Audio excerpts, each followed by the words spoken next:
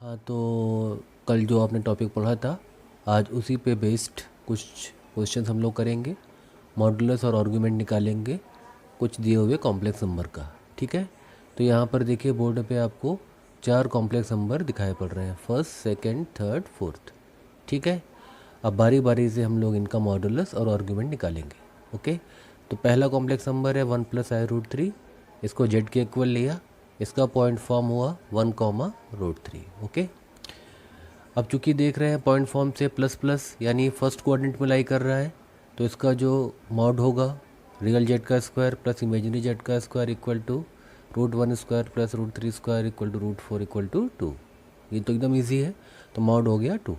अभी आर्गुमेंट के लिए अल्फ़ा फॉर्मूला क्या बताया था, tan−1y/x tan−1 imaginary Z upon real Z. ये मॉड के अंदर रहेगा, ध्यान रखिएगा, क्योंकि ये हमेशा अल्फ़ा की वैल्यू पॉजिटिव रहनी है। अल्फ़ा एक्यूट एंगल है, कल बताया गया था आपको कल की क्लास में। तो यहाँ पर जो अल्फ़ा है उसकी वैल्यू हमेशा पॉजिटिव होगी, वो एक एक्यूट एंगल होगा। तो अल्फ़ा की वैल्यू देखिए tan−1√3/1, tan−1√3 tan में tan 60 की वैल्यू होती है, यानी कि tan π/3। tan−1 और tan सेल्फ एडजस्टिंग प्रॉपर्टी से कैंसिल करते हैं एक दूसरे को, तो क्या बचेगा सिर्फ आपके पास π/3। इस तरह से अल्फ़ा की वैल्यू क्या आ गई, π/3। ठीक है, तो argument theta is equal to alpha, first quadrant में आपको याद होगा थीटा इक्वल टू अल्फ़ा होता है, तो इसका आर्ग्यूमेंट हो गया थीटा इक्वल टू π/3। अब आते हैं दूसरे कॉम्प्लेक्स नंबर पे, जो है -2 + 2√3i। इसका पॉइंट फॉर्म होगा -2, 2√3। पहले रियल पार्ट रखते हैं फिर इमेजनरी। इसको देखिए माइनस प्लस किस क्वाड्रेंट में होगा, सेकंड क्वाड्रेंट में। ठीक है, तो इसका आर्ग्यूमेंट सेकंड क्वाड्रेंट में आपको याद होगा formula theta equals to pi minus alpha. तो पहले अल्फ़ा फाइंड करते हैं, tan−1y/x imaginary part upon real part. ठीक है, तो 2√3/-2 -√3। अभी चूँकि -√3 मॉड के अंदर है, एब्सोल्यूट वैल्यू फंक्शन होता है ये, तो हमेशा इसको पॉजिटिव लेते हैं मॉड हटाने के बाद, तो माइनस रिमूव हो जाएगा, तो tan−1√3। इस तरह से अल्फ़ा की वैल्यू देखिए यहाँ पे आ जाएगी π/3। तो अल्फ़ा क्या आ गया आपका π/3। तो सेकंड क्वाड्रेंट में आपका आर्गूमेंट क्या होता है, पाई माइनस अल्फ़ा, तो पाई माइनस π/3, तो ये आ जाएगा आपका 2π/3। तो थीटा की वैल्यू हो गई 2π/3। ये अब निकाल लेंगे मॉड ईजिली निकलेगा।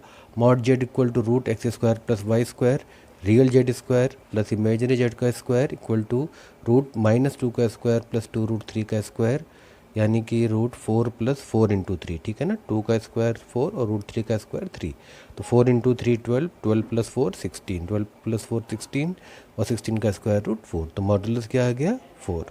ठीक है, तो इस तरह से आपने मॉडुलस और आर्गुमेंट दोनों निकाले। हाँ, अब देखिए इसके बाद थर्ड कॉम्प्लेक्स नंबर है -√3 - i।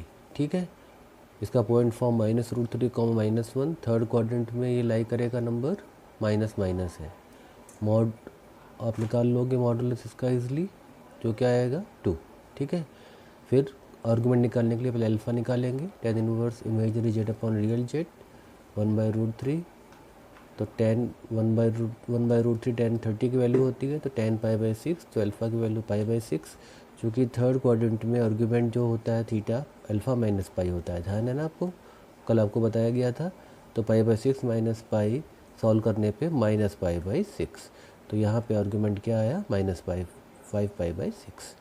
लास्ट में जो चौथा क्वाड्रेंट है आपका, चौथा जो कॉम्प्लेक्स नंबर है वो है 2√3 - 2i। इसका point form 2√3 - 2 fourth quadrant plus minus. इसका भी मॉड निकालेंगे, इसका मॉड आएगा आपका 4। और इसके आर्गुमेंट के लिए अल्फ़ा निकाल देंगे पहले, tan−1 imaginary Z upon real Z mod के अंदर। ये आएगा माइनस का 1/√3, जो कि मॉड है, पॉजिटिवली लेनी है हमेशा इसकी, तो tan−1 1/√3। फिर से 1/√3 tan 30 डिग्री की वैल्यू होती है, tan π/6, तो अल्फ़ा की वैल्यू आ गई π/6। फोर्थ क्वाड्रेंट में अगर कॉम्प्लेक्स नंबर है तो आर्गुमेंट क्या होता है, थीटा माइनस अल्फ़ा होता है। तो अल्फ़ा की वैल्यू क्या आई है, π/6, तो ये हो जाएगा -π/6। थीटा हो गया -π/6। तो इस तरह से आपने सभी कॉम्प्लेक्स नंबर का जो अलग अलग क्वाड्रेंट में थे मॉडुलस और आर्गुमेंट कैसे निकलेगा ये सीख लिया। हाँ जी, चलिए अब देखते हैं हम लोग पोलर और trigonometric form of complex number. ये कॉम्प्लेक्स नंबर को रिप्रेजेंट करने का एक और मेथड है। ठीक है, तो Z x plus i Y, इसका पॉइंट फॉर्म होगा एक्स कॉमा वाई, उसको आपने कॉम्प्लेक्स प्लेन पे इस तरह से प्लॉट कर लिया। ठीक है, तो फर्स्ट कोऑर्डिनेट में इस तरह से आपका पॉइंट x, y आया। x यहाँ पर x एक्सिस पे कवर की गई डिस्टेंस जिसको OM से डिनोट किया गया, और y एक्सिस पे कवर की गई डिस्टेंस जिसको PM से डिनोट किया गया, और OP आपका हो गया ओरिजिन से उस पॉइंट की डिस्टेंस जिसको हम लोग बोलते हैं मैग्नीट्यूड और मॉडुलस। ठीक है, तो मॉड जेड होगा आपका √x² प्लस y²। क्लियर हो गई बात ये। अब देखिए ट्रायंगल OPM cos थीटा लेंगे। cos का रेशियो होता है base upon hypotenuse x upon mod Z, तो यहाँ से x की वैल्यू आ जाएगी mod Z cos theta. Again उसी ट्रायंगल में साइन थीटा, साइन का रेशियो क्या होता है परपेंडिकुलर अपॉन हाइपोटेनस, तो y अपॉन मॉड जेड। ठीक है, परपेंडिकुलर देखिए y है और हाइपोटेनस आपका मॉड जेड, तो यहाँ से y की value mod Z sine theta. अब मान लीजिए कि मॉड जेड को r के इक्वल ले लिया आपने, तो x की वैल्यू हो जाएगी r cos थीटा और y की r sine theta. So x equals to r cos theta, y equals to r sine theta. तो जो आपका complex number x plus i y था वहाँ पे x और y की वैल्यू पुट कर देंगे, r cos थीटा x के प्लेस पे और r साइन थीटा y के प्लेस पे। तो ये तैयार हो गया आपका polar form. Complex number x plus i y का ट्रिग्नोमेट्रिक फॉर्म या पोलर फॉर्म r कॉमन ले लिया, in bracket cos theta plus i sine theta. r को मॉडुलस ऑफ z, और जो थीटा दिख रहा है आपको ये क्या है आर्ग्यूमेंट ऑफ z।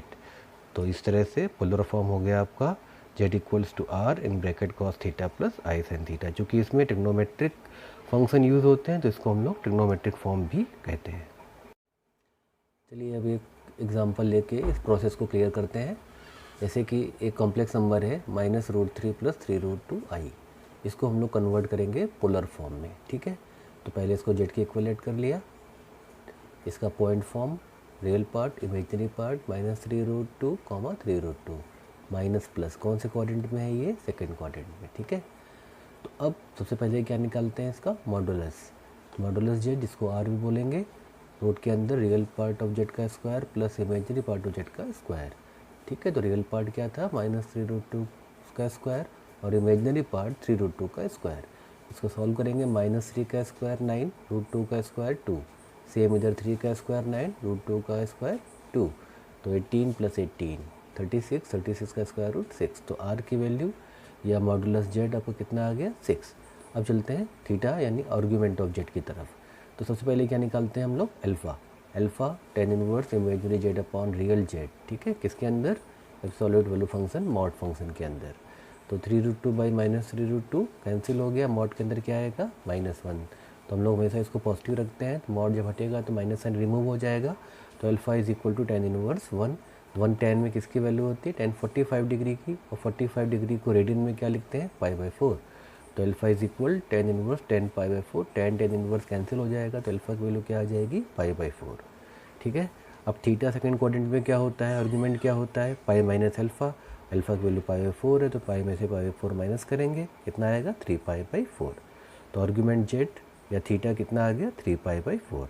तो last polar form x plus i y equals to r in bracket cos theta plus i sine theta. आपका जो नंबर है वो है -3√2 प्लस 3√2i। तो इसमें r की वैल्यू देखिए, ऊपर आपने क्या निकाली r की वैल्यू, देखिए r की वैल्यू 6। ओके, और थीटा क्या निकला है आपका, थीटा निकला है आपका 3π/4। तो पुट कर देंगे r के प्लेस पे 6 और थीटा के प्लेस पे जहाँ दोनों जगह थीटा है वहाँ पे क्या पुट कर देंगे 3π/4। तो ये कन्वर्ट हो गया ये नंबर अपने पोलर फॉर्म में।